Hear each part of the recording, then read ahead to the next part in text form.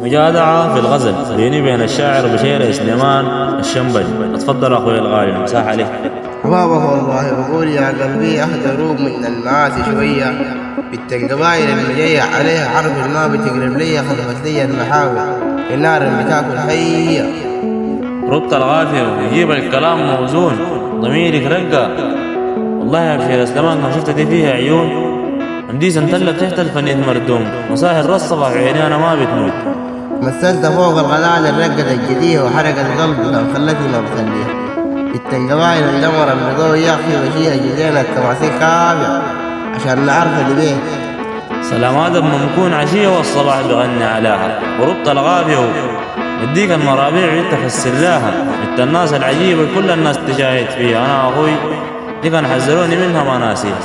لا يا كلام نعرفها اللي بيه صباب السمحة العز متعز منها من زمان هاويها.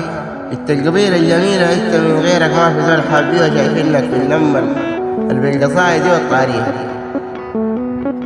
ربط الغافية والشعر البريح بالي من تالاه السمحة بالترتالي. ممكن جوا يا اخوي الغالي ورد لها سريع وطمنها وريها كيف ان اخباري.